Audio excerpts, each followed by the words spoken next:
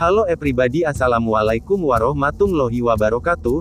Apa kabar semua? Semoga kalian selalu diberikan kesehatan. Untuk kalian yang baru saja menemukan channel ini, bantu Mimin untuk mengembangkan channel ini, dengan cara like, comment and subscribe.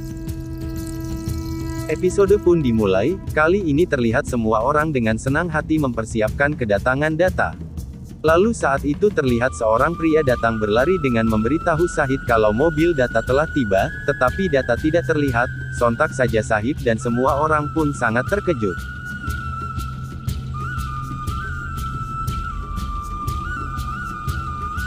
Sahid kemudian mengatakan bahwa anaknya telah kembali dan dia yakin bahwa Data pasti akan baik-baik saja. Semua orang pun terus memandangi pintu menunggu kedatangan Data.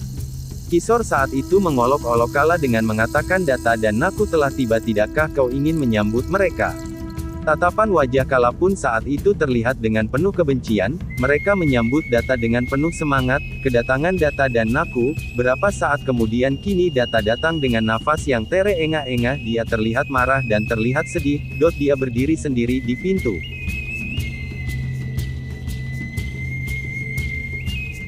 Semua kaget melihatnya dalam keadaan seperti itu. Baji kemudian mengikuti Data. Data berjalan dan semua mulai melemparkan bunga. Semua orang pun kaget melihatnya seperti itu. Sahid kemudian menghampiri Data. Saat itu Data mengatakan bahwa dia baik-baik saja.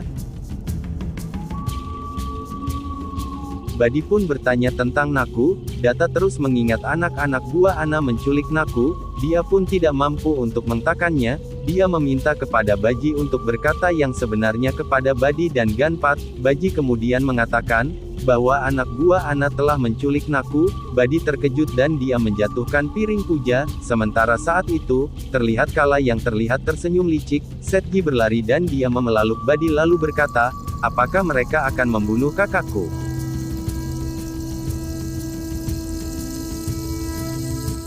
Data saat itu berteriak. Data terus berkata bahwa takkan ada yang akan terjadi kepada Naku. Dia kemudian meminta kepada Baji untuk mengumpulkan semua anak buahnya. Baji berkata bahwa Ana telah menyerang mereka dengan dan membuat semua pingsan. Data berkata kalau dia membutuhkan anak buahnya berkumpul dalam waktu 5 menit, dan setelah itu mereka semua akan menyerang Ana. Baji mulai memanggil seluruh anak buahnya. Data mengingat serangan Ana, dia mengingat bagaimana Ana menantangnya dengan melemparkan pistol, dan mintanya untuk menyerang. Data pun saat itu terlihat sangat marah. Di sisi lain terlihat Kala yang sedang memikirkan rencana untuk menghentikan Data. Sementara saat itu terlihat orang-orang Data sudah berkumpul. Data memerintahkan kepada masing-masing untuk membunuh paling tidak 5 dari anak buah Ana. Mereka menjajal kalau mereka siap mati untuk Data. Kala saat itu datang dengan beberapa amplop di tangannya. Dia bersikeras untuk berbicara dengan Data. Data kemudian masuk ke dalam kamarnya dan bertanya kepada Kala. Kala kemudian bertanya kepada Data apa yang telah terjadi di hutan itu sehingga kau sangat ingin menyelamatkan Naku. Bagaimana kau bisa melupakan apa yang telah Naku lakukan terhadapmu? Seharusnya kau ingat apa yang telah dia lakukan terhadap kau dan juga ibu. Data saat itu gelisah dan dia marah. Mendengarkannya Kala melanjutkan, dia memang sangat hebat, dia mengubah perilakunya sesuai dengan keinginannya. Lalu sekarang, mengapa kau ingin menghancurkan dirimu lagi dengan menyelamatkannya? Data saat itu terlihat sangat geram dan dia terus mendengarkannya. Kalaupun mencoba mengeluarkan amplop itu dan dia mengeluarkan beberapa isinya. Dia kemudian menghampiri Data. Dia lalu mengeluarkan foto Supriya dan Raffi. Kala mulai menunjukkan foto-foto Supriya dan Raffi. Kala saat itu membuat Data makin kesal. Dia mengingatkan Data dari keseluruhan surat Supriya dan pengkhianatannya.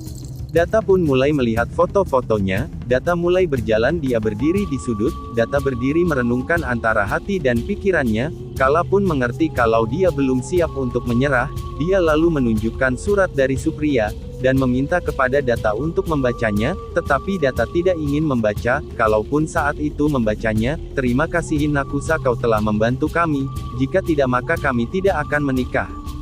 Kamu juga akan mendapatkan pria yang baik untukmu. Kala saat itu terus membacakan suratnya. Data melihat ke arah Kala. Dia mulai mengingat lagi penculikan Ana. Kala kemudian mengatakan apakah semua itu belum cukup? Ataukah kau masih ingin pergi menyelamatnya? Data tidak menjawabnya dan dia pun berjalan keluar.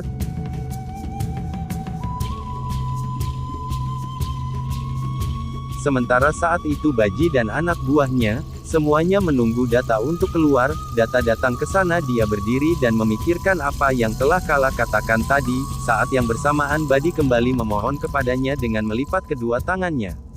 Tapi saat itu Datta mulai pergi, Baji mencoba mengikutinya, Datta berhenti kemudian dia membuang pistolnya. Baji pun sangat terkejut melihat Datta. Kisor sedih, dia pun terkejut. Saat itu terlihat Kala yang tersenyum licik, Badi hanya bisa meneteskan air matanya. Bajirao saat itu tampak marah kepada Datta.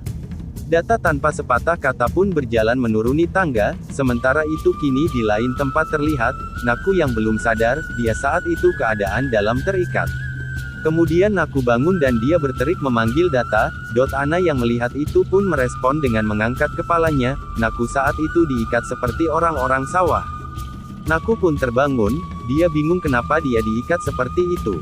Naku kemudian menatap Ana dan dia sangat terkejut. Ana lalu berjalan ke arah Naku. Ana berkata kepada Naku bahwa dirinya dan Datta merupakan teman baiknya. Naku saat itu terus mendengarkannya. Ana melanjutkan, kau pasti bertanya-tanya, mengapa aku mengikat istri temanku seperti ini? Karena aku akan menjadikan kau orang-orangan sawah. Naku pun saat itu melebarkan matanya, dan merasa sangat buruk dengan kalimat itu. Ana kemudian berjalan ke arah kameranya, dan dia mulai membuat pesan untuk Datta.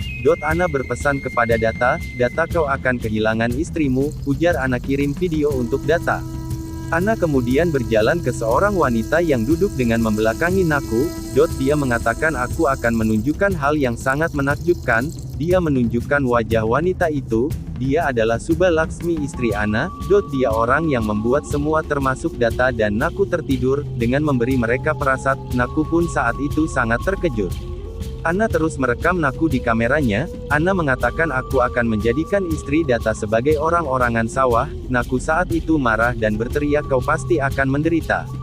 Ana dan Subba Laksmi pun berbalik dan terlihat kaget pada Naku. Naku berkata jika tuanku datang ke sini maka kamu akan menderita. Subba Laksmi saat itu mengawasi Naku dan seakan sedang memikirkan sesuatu, sementara Ana pergi menghampiri Naku.